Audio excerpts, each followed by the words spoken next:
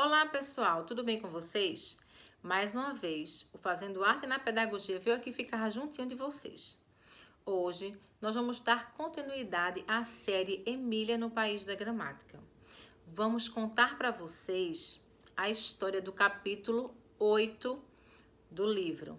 Então, vem com a gente e não esquece. Se você está passando aqui pela primeira vez, assiste o vídeo até o final. Se você gostou, se inscreve no nosso canal, deixa seu like, deixa um comentário também, porque ele é muito importante para a gente. E se você já está aqui, porque já conhece o trabalho do Fazendo Arte na Pedagogia e sabe que toda semana, toda terça-feira, nós lançamos vídeos novos, também fica até o final, deixa seu comentário. Se ainda não se inscreveu, se inscreve também e deixa seu like. Porque um like não custa nada, né, gente? Para vocês ele não custa nada. Mas pra gente ele tem um valor enorme. Então, ajuda a gente a crescer aí e a divulgar o nosso trabalho, tá bom? Então, vem com a gente. Hoje, a turminha do sítio vai conhecer um bairro novo. O bairro dos Verbos. Eles vão visitar o campo de Marte. Será que é aquele planeta Marte? Ou é outro campo? Vamos ficar até o final para a gente conhecer e descobrir. Então, vamos lá? No bairro dos Verbos, nós iremos visitar o campo de Marte, onde vivem acampados os verbos, uma espécie muito curiosa de palavras. Depois dos substantivos, são os verbos as palavras mais importantes da língua. Só com um nome e um verbo já podem os homens exprimir uma ideia. Eles formam uma classe militar da cidade. Mas o que é um verbo, afinal de contas? Perguntou Pedrinho. Verbo é uma palavra que muda muito de forma e serve para indicar o que os substantivos fazem, ou seja, as ações. A maior parte dos verbos assumem 68 formas diferentes. Imagina, gente, 68 formas diferentes. Muitas formas, não é mesmo? Mas fica ligadinho até o final que a gente vai descobrir quantas formas maravilhosas que o verbo faz. Então, nesse caso, são os camaleões da língua, observou Emília. Dona Benta diz que o camaleão está sempre mudando de cor. Então, 68 formas diferentes, isso até chega a ser desaforo, continuou reclamando Emília. Emília, ela só reclama, não é mesmo? Mas ela já mostrou pra gente também, no capítulo anterior, inclusive, que ela vem aprendendo muito também da gramática, igual vocês, não é mesmo? Então, os nomes e os adjetivos, eles só mudam 6 vezes, para fazer o gênero, o número e o grau. Pois os senhores verbos até cansam a gente de tanto mudar, disse o rinoceronte Quindim. São as palavras políticas que se ajeitam a todas as situações da vida. Moram aqui em 4 grandes acampamentos, ou campos de conjugação. Os 4 acampamentos ocupam todo o campo de Marte. Cada um trazia um letreiro na entrada. Emília leu o letreiro mais próximo. Acampamento dos verbos da primeira conjugação. Em letras menores, vinha um aviso. Só é permitida a entrada dos verbos de infinito terminado em AR. Que quer dizer infinito? Perguntou o Narizinho.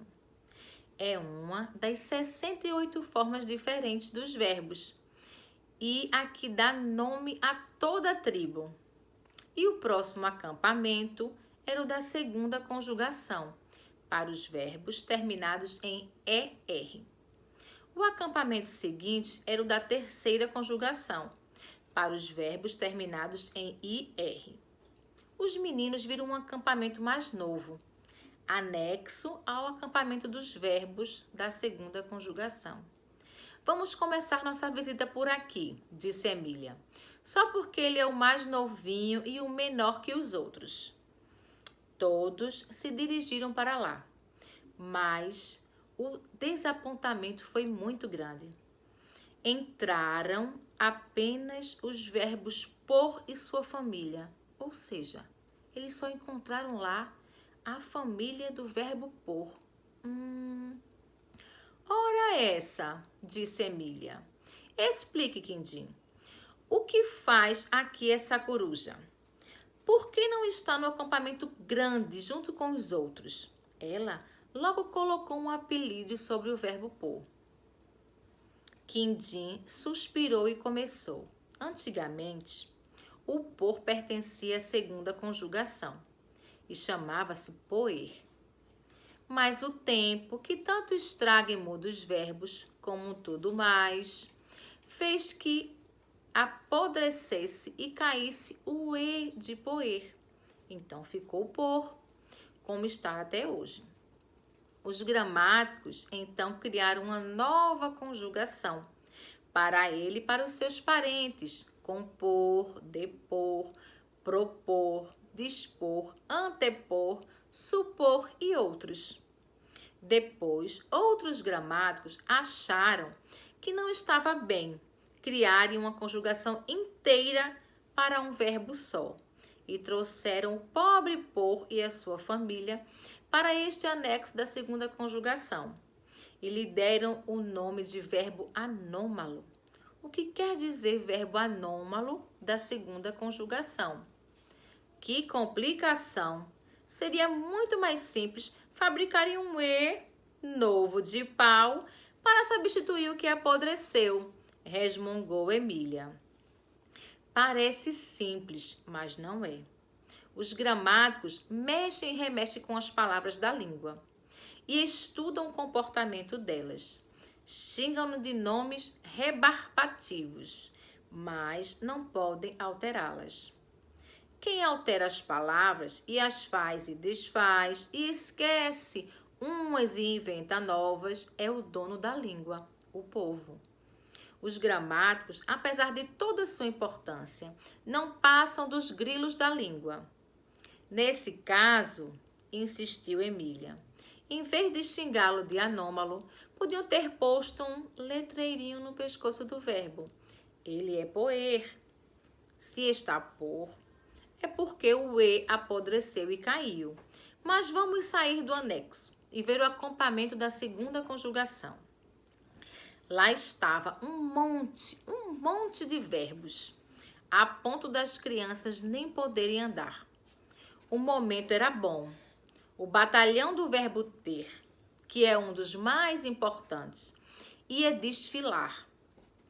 Uma cometa soou, uma corneta soou. E o desfile começou.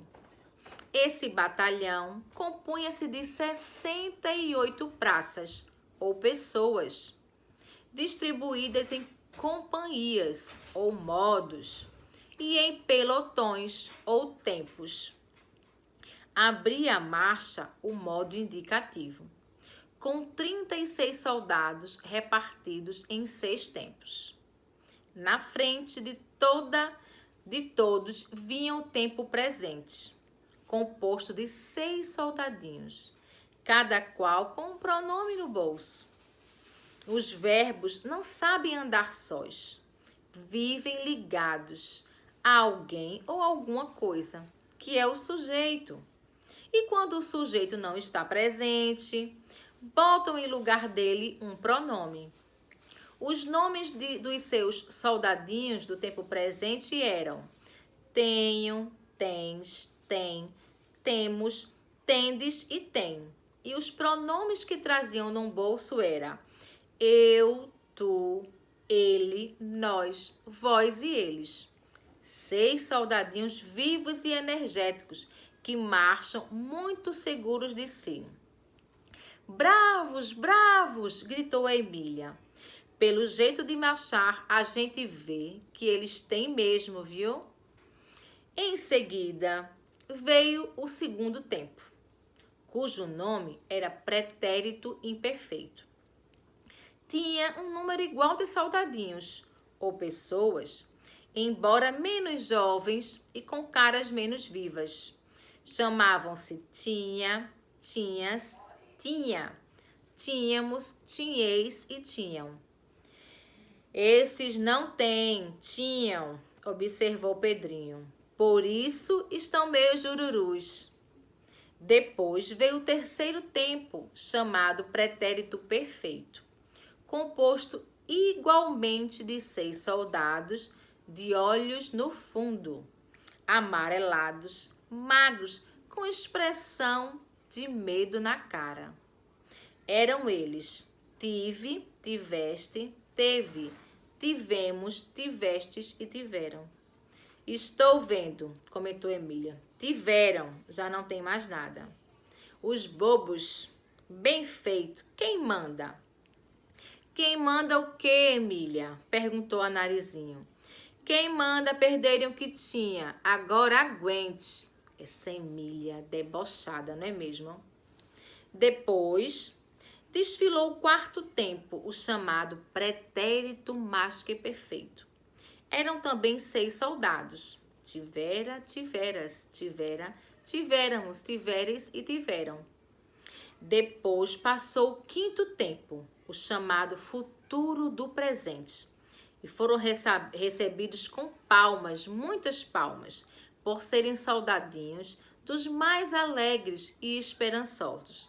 Eram eles: terei, terás, terá, teremos, tereis e terão. Estes são espertos mesmo, disse o Pedrinho. Sabem conter o todo mundo. Viva o futuro! Estava terminando o desfile, o modo indicativo que exprime o que é ou a realidade do momento. Houve um pequeno descanso antes de começar o desfile do modo imperativo, que era orgulhosíssimo, cheio de orgulho. Compunha-se apenas de 5 soldados carrancudos, com um ar mais autoritário do que o próprio Napoleão. Eram eles o tem, o tenha, o tenhamos, o tende e o tenham. Só fazem isso, explicou Quindim. Mandam que o pessoal tenha. Tenha que coisa? Perguntou Emília. Tenha tudo que há. Quando o imperativo diz para você, com voz de ditador, tenha juízo, Emília. Ele não está pedindo nada. Ele está mandando como quem pode. Ouviu? Fedorento, exclamou a bonequinha malcriada, com o muxuxo de pouco caso. Depois, desfilou o modo subjuntivo, com 3 pessoas, com 3 tempos, de 6 pessoas cada um. O primeiro tempo, de nome presente, trazia os soldados tenha, tenhas, tenha, tenhamos, tenhais e tenham. Em seguida, desfilou o segundo tempo, de modo pretérito imperfeito, com os seus 6 soldados. Tivesse, tivesses, tivesse, tivéssemos, tivesses e tivessem. E, por fim, desfilou o terceiro tempo, o futuro, com os seus 6 soldados. Tiver, tiveres, tiver. Tivermos, tiverdes e tiverem. E pronto, acabou o modo subjuntivo, que é o modo que indica alguma coisa possível. E o que vem agora? Perguntou o Pedrinho. Vai desfilar agora o modo infinitivo, respondeu Quindim. Esse modo só tem 2 tempos. O presente impessoal, com um soldado único, o ter, e o presente pessoal com 6 soldados, que são ter, teres, ter, teremos, terdes e terem. Exclamou Emília, quando viu passar, muito teso e cheio de si, o soldadinho ter, do presente impessoal. Este é o tal infinito, pai de todos o que dá nome ao verbo. Um verdadeiro general. Merece parabéns pela disciplina da sua tropa. Fechada a marcha do modo infinito, o gerúndio, composto do soldado tendo, seguido logo depois do particípio, composto também de um só soldado, um veterano muito velho, com o peito cheio de medalhas. Parece o Garibaldi, falou a bonequinha, escangalhado, mas glorioso. Estava a fim da revista do Verbo Ter. O rinoceronte perguntou aos meninos se queriam assistir às outras.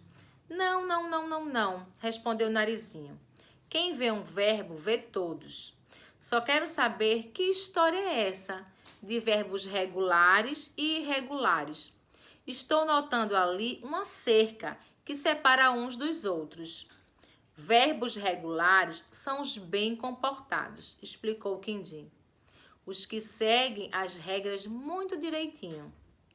Já os verbos irregulares são os rebeldes, os que não se conformam com a disciplina. Este senhor ter, por exemplo, ele é irregular, visto como não segue o paradigma da segunda conjugação. Que paradigma é esse agora? Perguntou Pedrinho. Cada conjugação possui o seu regulamento, ou seja, o seu paradigma, a fim de que todos os verbos regulares formem as suas pessoas sempre do mesmo modo, explicou Quindim. Que pessoas, Quindim? Perguntou novamente o Pedrinho. Os soldadinhos, Pedrinho. Os soldadinhos são as pessoas dos verbos. Creio que já expliquei. O tenho, tens, tem, temos, tendes e tem, por exemplo, são as 6 pessoas do tempo presente do modo indicativo, continuou explicando Quindim. Com que então o tal ter é irregular, hein? Perguntou a Narizinho. E além de irregular, ele é auxiliar. Os verbos ter e ser, estar e haver, são chamados verbos auxiliares, porque além de fazerem o seu serviço, ainda ajudam os outros. Quando alguém diz, por exemplo, tenho brincado muito, está botando o verbo ter como auxiliar do verbo brincar, explicou o sábio Visconde de Sabugosa. E que outras qualidades do verbo há? Perguntou Pedrinho. Muitas, muitas, muitas, muitas. O verbo é coisa que não acaba mais.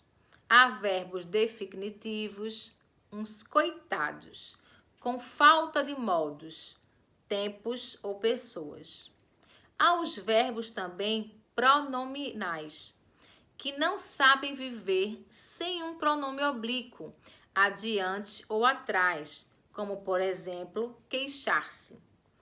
Sem esse si do queixar-se ou outro pronome, ele não se arruma na vida, concluiu a explicação gramático Quindim. Há também os verbos ativos, os que dizem que o sujeito faz. E há também os verbos passivos, que dizem o que fizeram para o sujeito. Por exemplo, na frase, eu comi o doce, está no verbo ativo. Já a frase, o doce foi comido por mim, está com o verbo no passivo, que ele foi comido. Se formos falar tudo a respeito de verbos, ficaremos aqui o dia inteiro. Gentinha que muda de forma como eles fazem, dá pano para as mangas e são exigentíssimos. Uns não sabem viver sem um complemento adiante e por isso se chamam de verbos transitivos. Outros dispensam complemento e por isso se chamam intransitivos. Queimar, por exemplo, é transitivo, porque exige complemento. Se alguém diz, por exemplo, o fogo queimou, a frase fica incompleta. E quem ouve pergunta logo, o que é que o fogo queimou? Essa coisa que o fogo queimou, seja mato, lenha ou carvão, constitui o objeto direto de queimou, do verbo queimou. E os intransitivos? Perguntou a Narizinho. Esses não pedem complemento, como eu já disse. O verbo morrer, por exemplo, ele é intransitivo. Quando a gente diz o gato morreu, a frase está perfeita. E ninguém pergunta mais nada sobre o gato. E gritou Emília: eu pergunto sim. Pergunta de que ele morreu, e quem o matou, e onde jogaram o cadáver. Meu Deus, quantas perguntas da Emília. Quindim logo coçou a cabeça, porque aí lá vinha a história. Lá vem mais explicações. Mas isso é assunto para o próximo capítulo. Então, se você assistiu o vídeo completo e você gostou, não esquece. Deixa seu like, deixa seu comentário. O like não custa nada para você, mas para a gente ele tem um valor enorme. Ajuda a gente a engajar os vídeos, ajuda a gente a promover e que outras pessoas também possam conhecer o nosso conteúdo tão importante. Então, se gostou, deixa seu comentário e compartilhe esse vídeo para mais pessoas. E não esquece, no finalzinho do vídeo vai estar minha rede social do Instagram.